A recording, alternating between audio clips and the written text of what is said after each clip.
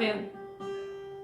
O discipulado, ele é um exercício de humildade para poder você avaliar e refletir. Quantas vezes nós tomamos decisões sem refletir? Eu lembro.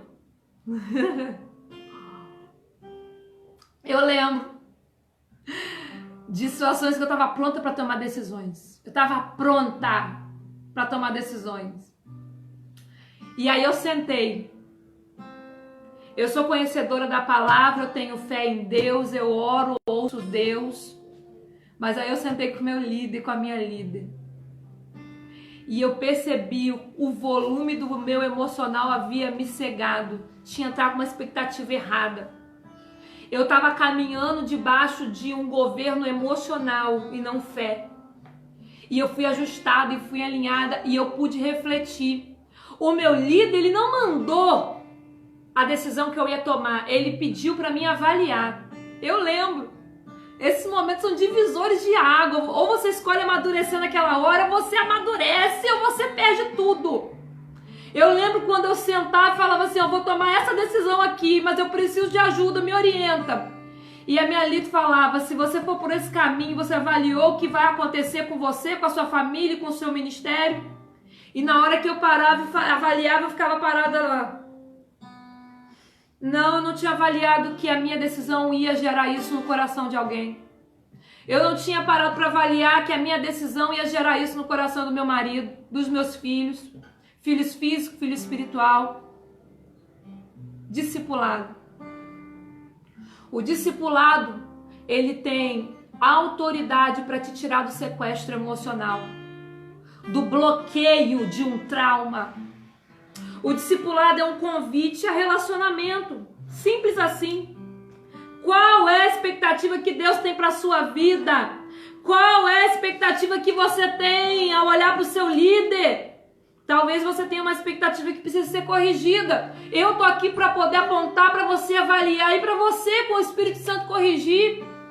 Ei, a decisão que você está tomando está trazendo qual resultado para a sua vida?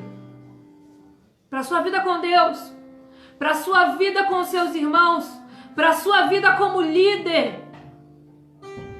O discipulado é para isso, para acender na nossa mente aquilo que a gente não está enxergando.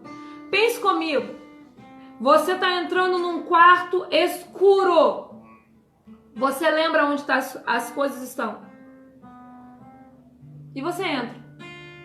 Agora pense comigo que você vai entrar nesse mesmo quarto escuro. Você sabe onde está o móvel, sabe tudo. Mas você acabou de sofrer um choque emocional. Você recebeu uma notícia que você ficou assim, sem chão. Você vai entrar no mesmo cômodo que você sabe aonde estão as coisas, mas a sua mente está em choque. O que acontece? Você sai tropeçando tudo. Você sai quebrando as coisas. Sabe por quê?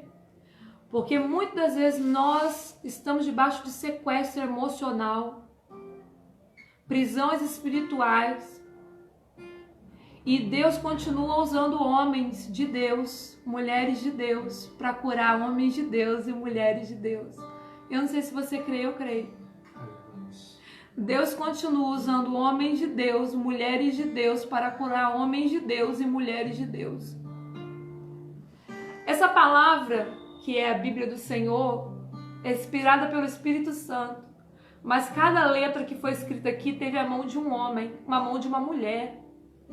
A vida de um homem, a vida de uma mulher, de Deus. Deus podia escrever um livro que só contasse dele mesmo. Mas ele preferiu contar dele através da história de Abraão, contar dele através da história de Jacó, através da história de homens. O discipulado, ele faz a gente lembrar que a gente é ser humano e que a gente precisa um do outro.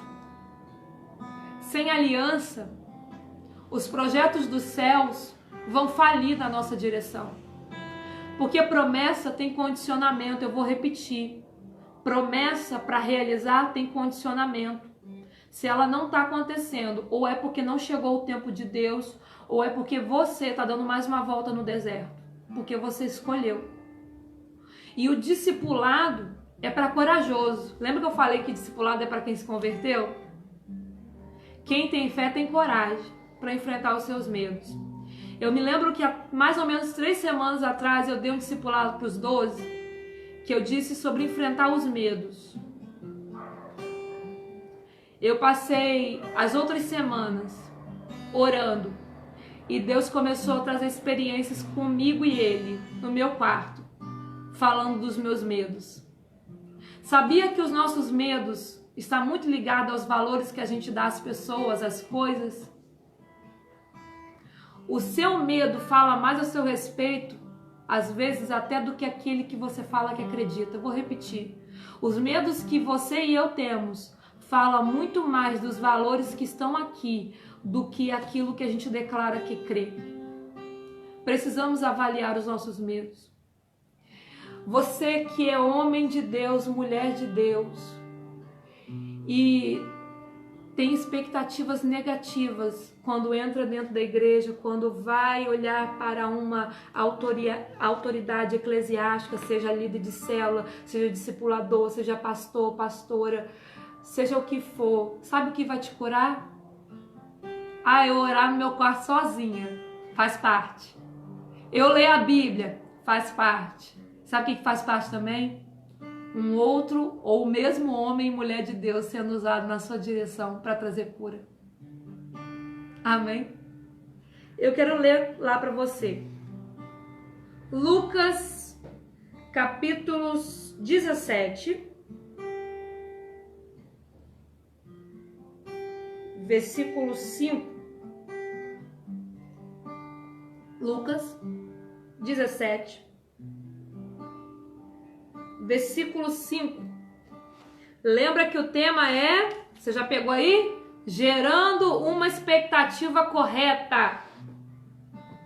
Talvez você está frustrado não porque as pessoas falharam, mas porque você gerou uma expectativa incorreta. O discipulado é para isso, é para refletir.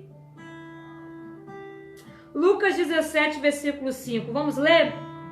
Um dia os apóstolos disseram ao Senhor: aumenta a nossa fé. Jesus respondeu: se vocês tiverem a fé do tamanho de um grão de mostarda, ela seria suficientemente grande para dizer a esta amoreira: arranque-se e plante-se no mar. A ordem de vocês seria logo obedecida. Oh, maravilha! Em outras versões, eu li e meditei sobre esse versículo. O versículo 5 diz: Jesus libera uma palavra de encorajamento para os seus discípulos. Olha o pedido dos discípulos. Aumente a nossa fé. E Jesus libera uma palavra de encorajamento. Talvez você esteja achando que a sua fé é tão pequena que você não pode ser um líder de célula. Talvez você está achando que a sua fé é tão pequena que você não pode tomar uma decisão de renúncia que vai doer. Toda renúncia dói. Principalmente se ela desagradar a você. Talvez você ache que a sua fé é pequena e Jesus está falando aqui, ó, eu quero liberar uma palavra de encorajamento. Jesus diz: se vocês tiverem a fé do tamanho de um grão de mostarda, ela seria suficientemente grande. Suficiente, grande.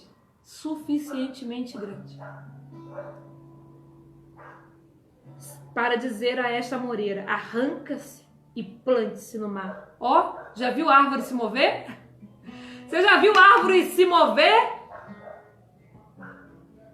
Mas, se você tivesse fé, era encorajamento. Jesus não era um líder que estava exortando. Ei, deixa eu falar com você. Jesus não estava exortando o tamanho da fé dos discípulos. Jesus não estava medindo o tamanho da fé dos discípulos. Estava dizendo, mesmo que a sua fé seja pequena, se você der uma ordem, vai se cumprir. Uma ordem que tem propósito. O propósito e os valores do reino. O Espírito Santo está falando para você uma palavra de encorajamento. Deixa eu falar para você, querido, você é um milagre de Deus.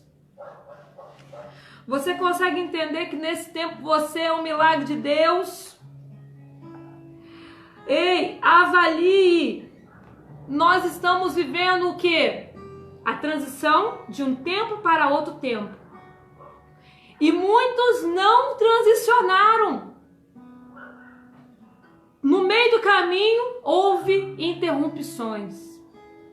Ficou no meio do caminho. E outros estão transicionando.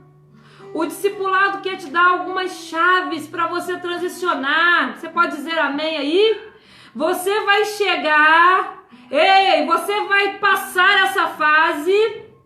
Quando tudo voltar a funcionar como era antes, as portas dos comércios abertos, todo mundo circulando, indo para a escola, indo para os templos, você não vai ser a mesma pessoa, porque no tempo da adversidade, você escolheu tratar as crises da sua alma, você terá crescido, amadurecido, e se você está olhando para a sua fé como aqueles discípulos que estavam andando com Jesus, eu vou repetir. Aqueles discípulos estavam andando com Jesus. Eles estavam andando com Jesus. Andando com Jesus, se relacionando com Jesus. Qual é a palavra-chave do discipulado? Relacionamento. Qual é a palavra-chave do discipulado? Não é fé, é relacionamento. A palavra-chave do discipulado é relacionamento. E Jesus encoraja. Por quê? Por que eles receberam a palavra de encorajamento? Porque eles estavam se relacionando com Jesus. A sua fé pode estar pequena, a sua fé pode estar doente, a sua fé pode estar paralisada, mas se você escolher se relacionar com homens e mulheres de Deus que têm o propósito do reino, valores do reino, aliança no reino, eu quero dizer para você, você vai crescer muito. Você vai desatar muito. E ainda que a sua fé seja pequena, você terá muitos discípulos. Aleluia. Oh, Shua! Você será multiplicador. Amém? Deixa Deus corrigir a expectativa que você tem sobre a igreja, sobre o pastoreio, sobre o seu irmão 12, sobre os seus irmãos na fé. Deixa Deus corrigir a expectativa sobre os líderes. Talvez você é discípulo de célula. Deixa Deus corrigir. Eu quero dizer para vocês que os discípulos de Jesus tiveram que corrigir a expectativa deles. Eles tinham um relacionamento com Jesus. Eles escolheram andar com Jesus. Mas a expectativa deles ainda não tinha sido corrigida. Quando Jesus vai para o Calvário, muitos se perdem, são distraídos.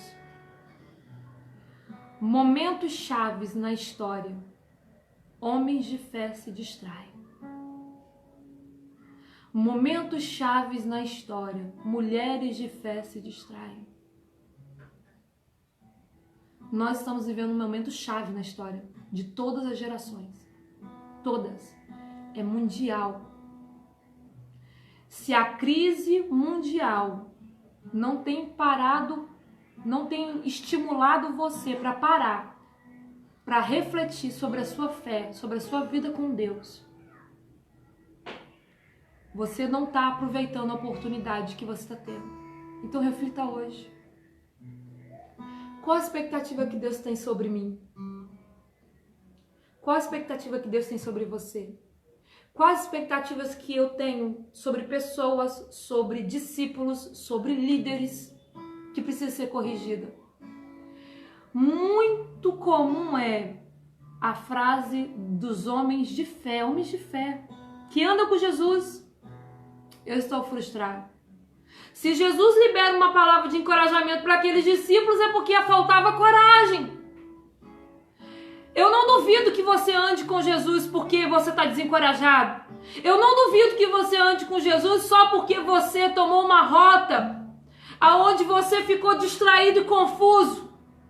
Eu não duvido, mas talvez você está duvidando.